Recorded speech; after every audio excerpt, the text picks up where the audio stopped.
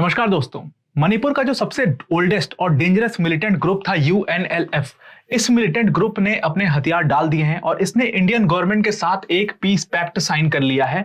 और ये चीज कंफर्म की है हमारे होम मिनिस्टर अमित शाह जी ने अपने ट्विटर अकाउंट के द्वारा। अब इंडिया के पॉइंट ऑफ व्यू से ये बहुत बड़ी न्यूज है। और ये जो यूएनएलएफ है, ये एक बहुत ही डेंजरस ऑर्गेनाइजेशन हुआ करता था मिलिटेंट्स का। तो आइए इस वीडियो में हम समझेंगे कि आखिर इस यूएनएलएफ जो ऑर्गेनाइजेशन था, इसका एजेंडा क्या था, और मणिपुर में जो हमेशा ये डिस्टर्बेंस चली आ रही है कि वहां के ग्रुप्स में आपस में क्लैशेस होते हैं, वहां पे आर्मी से क्लैशेस होते हैं, ये आखिर क्यों होते हैं, और ये जो अब पीस पैक्ट साइन हुआ है, ये क्यों इंपॉर्टेंस रखता है इंडिया के लिए। तो बिफोर स्टार्टिंग द वीडियो, एक बहुत बड़ी अनाउंसमेंट है दी आईएसएफ टीम की तरफ से। प्रीलिम्स 2024 बहुत करीब आ रहा है और उसके लिए हमने एक स्टेप उठाया है, और ये स्टेप आपके लिए बिल्कुल फ्री ऑफ कॉस्ट है। जितने भी इंपॉर्टेंट थीम्स होती हैं प्रीलिम्स के पॉइंट ऑफ व्यू से, जिससे हर साल क्वेश्चन आते ही आते हैं, उनकी एक लिस्टिंग तैयार की है हमने, और ये लिस्टिंग हम आपको फ्री ऑफ कॉस्ट देंगे अपनी वेबसाइट पे। आपको सिर्फ क्या करना है कि आपको अपने सिस्टम का ब्राउजर खोलना है और उस पे हाई आउटपुट थीम्स दी आईएसएफ फ्री सर्च करना है। वहां पर आपको जो पहली वेबसाइट दिखेगी फ्री रिसोर्सेज की, उस पर क्लिक करना है। कुछ इस तरीके का इंटरफेस खुलेगा वहां पर, और जो पहला उसमें पॉइंट होगा वो प्रीलिम्स 2024 हाई आउटपुट थीम्स का होगा।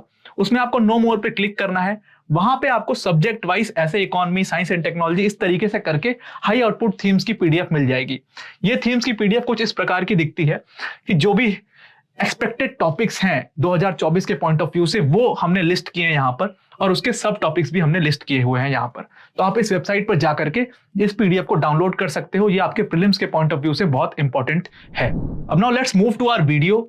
और जो ये मणिपुर से न्यूज आई है, और ये जो यूएनएलएफ करके जो ऑर्गेनाइजेशन है, जो सबसे ओल्डेस्ट और सबसे डेंजरस ऑर्गेनाइजेशन हुआ करता था मिलिटेंट्स का, इसने अपने हथियार डाल दिए हैं। और ये चीज अमित शाह जी ने अपने ट्विटर अकाउंट से ही कंफर्म किया है कि इस ऑर्गेनाइजेशन के साथ इंडियन गवर्नमेंट की एक पीस पैक्ट साइन हो चुका है। और ये एक बहुत बड़ा हिस्टोरिक माइलस्टोन है इंडिया के पॉइंट ऑफ व्यू से। उन्होंने ये चीज लिखी है अपने ट्विटर अकाउंट पे। अब आप समझो कि एक देश का होम मिनिस्टर एक मिलिटेंट ग्रुप के हथियार डालने को और पीस पैक्ट साइन करने को अगर हिस्टोरिक माइलस्टोन रख रहा है, तो ये बहुत बड़ी बात है। क्योंकि मणिपुर में आप देखोगे कि पिछले जब से मणिपुर स्टेट बना है 1972 से, तब से वहां पर हमेशा डिस्टर्बेंस, हमेशा किसी ना किसी तरीके की डिस्टर्बेंस चलती रहती है। वहां पर हमेशा आपस में ट्राइबल्स का कभी क्लैश होता है, कभी ट्राइबल्स का आर्मी से क्लैश होता है, बड़ा नुकसान होता है देश को उस चीज से। और इसीलिए वहां पर डेवलपमेंट भी बहुत धीरे, बहुत स्लो डेवलपमेंट हुआ है नॉर्थ ईस्टर्न स्टेट्स का, क्योंकि वहां पर हमेशा कुछ ना कुछ डिस्टर्बेंस चली आती है। अब इस ग्रुप के हथियार डालने से और पीस पैक्ट साइन करने से इंडिया के लिए बहुत बड़ा हिस्टोरिक माइलस्टोन है। इस चीज को हम समझते हैं कि आखिर क्यों ये हिस्टोरिक माइलस्टोन है। पहले अगर आप समझने की कोशिश करो कि मणिपुर में इशू क्या है, वो क्या है कि मणिपुर में दो तरीके की ट्राइब्स हैं। कुकी ट्राइब है और दूसरी नागा ट्राइब है। ये कुकी और नागा ट्राइब जो थे, ये हिली एरियाज में रहते थे हमेशा से मणिपुर के, जो कि जंगल थे मोस्टली।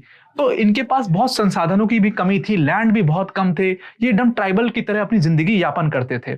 वहां पर एक और तीसरी कम्युनिटी और है, जिसको मीती कम्युनिटी कहते हैं। ये कम्युनिटी थोड़ा सा वेल ऑफ थी, इसके पास लैंड भी थे, इनके पास जीने के संसाधन भी थे, अच्छी एजुकेशन भी थी इनके पास। तो ये थोड़ा सा शहरी इलाकों में रहते थे।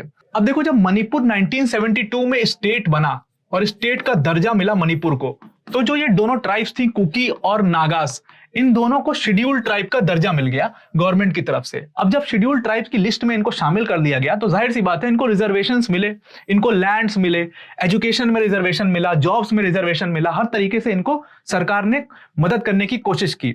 बट जो मीतीस थे, ये ऑलरेडी वेल ऑफ थे, तो इनको शेड्यूल्ड ट्राइब्स में नहीं इंक्लूड किया गया, और वहीं से ये क्लैश जो है इन दोनों के बीच में शुरू हो गया। मीतीस जो थे वो चाहते थे कि इनको भी, इनकी जो पूरी कम्युनिटी है, इनको भी शेड्यूल्ड ट्राइब्स में इंक्लूड किया जाए।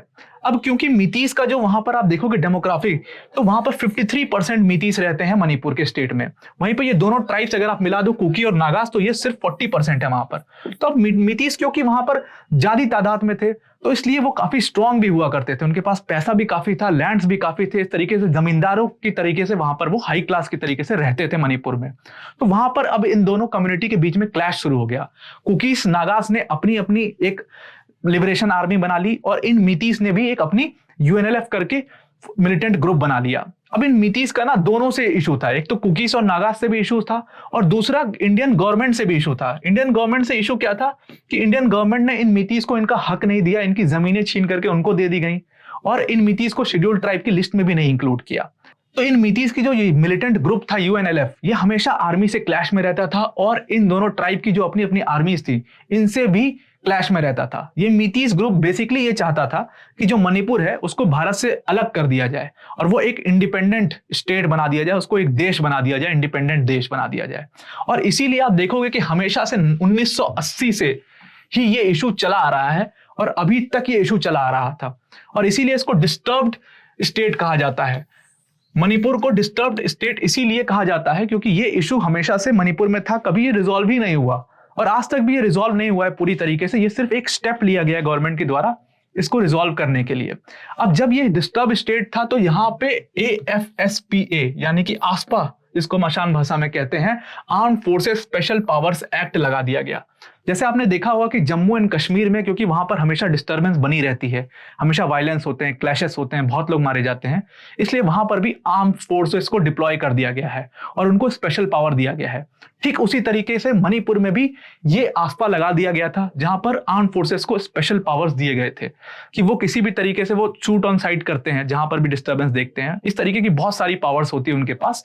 ये आस्पा कई बार कोर्ट में चैलेंज भी हो चुका है जम्मू एंड कश्मीर के साइड से भी और नॉर्थ ईस्टर्न स्टेट्स के भी साइड से कि ये जो आस्पा है ये बहुत ज्यादा पावर देता है आर्मी को और आर्मी वहां पर अत्याचार करती है। बट ऑब्वियसली वहां पर क्योंकि डिस्टर्बेंस इतनी ज्यादा थी तो आर्म फोर्सेस को वहां पर डिप्लॉय करना पड़ा और इसीलिए ये हमेशा से वहां पर मणिपुर में क्लैशेस चलते रहते थे आर्मी के बीच में भी और इन कम्युनिटीज के बीच में भी। और ये जो मीतीज की कम्युनिटी थी, यूएनएलएफ जो मिलिटेंट ग्रुप था, ये दोनों साइड से वॉर लड़ रहा था। एक तरीके से आर्मी से भी ये लड़ाई लड़ते थे और दूसरी तरफ ये कुकीज और नागास का जो ग्रुप था उनसे भी लड़ाई लड़ते थे। अब आगे क्या हुआ कि 2012 में जाकर के वहां पर एक स्टेबल गवर्नमेंट आई, इंडियन नेशनल कांग्रेस की गवर्नमेंट बनी थी 2012 में वहां पर मणिपुर में। और उसके बाद थोड़ी सी स्टेट गवर्नमेंट ने कोशिश की वहां पर स्टेबिलिटी लाने की। अब जब स्टेट गवर्नमेंट ने स्टेबिलिटी लाने की कोशिश की, उन्होंने इन ग्रुप से बात करना शुरू किया तो थोड़ी थोड़ी चीजें सही हुई और उसके बाद सेंटर की भी नजर गई नॉर्थ ईस्टर्न स्टेट्स पे 2014 के बाद। और वहां पे जब हमने देखा कि लुक ईस्ट पॉलिसी जब आई तो लुक ईस्ट पॉलिसी के थ्रू नॉर्थ ईस्टर्न स्टेट्स में डेवलपमेंट पहुंचना शुरू हुआ, इन कम्युनिटीज से बात होनी शुरू हुई, तो फिर जाकर के ये जो मिलिटेंट ग्रुप्स हैं और ये कम्युनिटीज हैं ये थोड़ी थोड़ी शांत होना शुरू हो गई।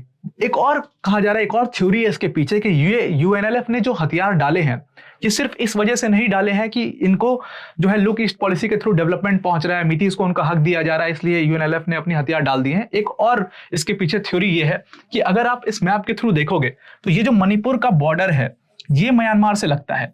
अब हम सबको पता है कि म्यांमार में 2021 में इसके ऊपर एक इंडिपेंडेंट वीडियो भी बनाया हुआ है मैंने, आप हमारे चैनल की प्लेलिस्ट में जाकर के देख सकते हैं।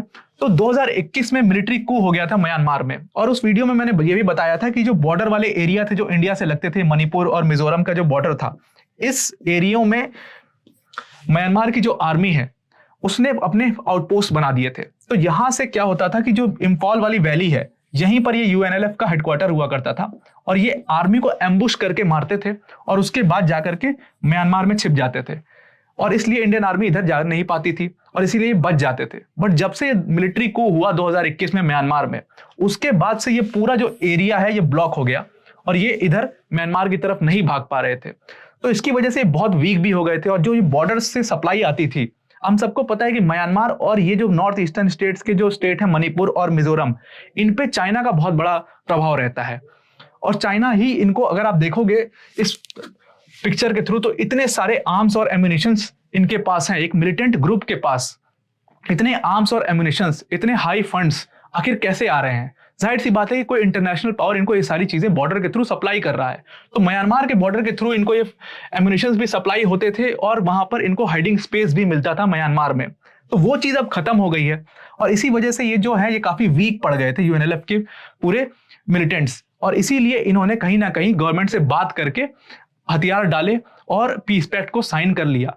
ये गवर्नमेंट की तरफ से भी बड़ा अच्छा स्टेप है कि गवर्नमेंट ने सीधे इनसे इंगेज नहीं किया, क्योंकि आप देख रहे हैं किस मात्रा में इनके पास हथियार हुआ करते थे। तो अगर गवर्नमेंट सीधा इनसे इंगेज करती तो आर्म फोर्सेस के भी बहुत से हमारे जवान जो हैं वो शहीद होते और ये मिलिटेंट्स भी काफी मारे जाते। जो नॉर्मल लोग वहां पर रह रहे थे, जो कम्युनिटी के लोग जो कि बहुत शांति से वहां पर रह रहे थे, उनको भी डिस्प्लेस होना पड़ता है ऐसे सिचुएशन में। तो गवर्नमेंट ने भी वहां पर उनको सरेंडर करवा करके, पीस पैक्ट पे साइन करवा करके एक अच्छा स्टेप लिया है और उनको कम्युनिटी में इंक्लूड करने की कोशिश की है। तो इसीलिए इंडिया के पॉइंट ऑफ व्यू से बहुत हिस्टोरिक माइलस्टोन पाया गया है कि ये यूएनएलएफ जो ओल्डेस्ट और सबसे डेंजरस मिलिटेंट ग्रुप हुआ करता था, इसने कई बड़े बड़े कांड किए थे आर्मी के खिलाफ, वो उसने अपने हथियार डाल दिए हैं। और यहां से एक देखा जा रहा है कि जो मणिपुर में जो वायलेंस और इश्यूज और क्लैशेस चल रहे थे बहुत टाइम से, वो अब जाकर धीरे धीरे धीरे धीरे स्टेबिलिटी की ओर जा रहे हैं। तो आज की वीडियो में इतना ही। Thank you and have a nice day.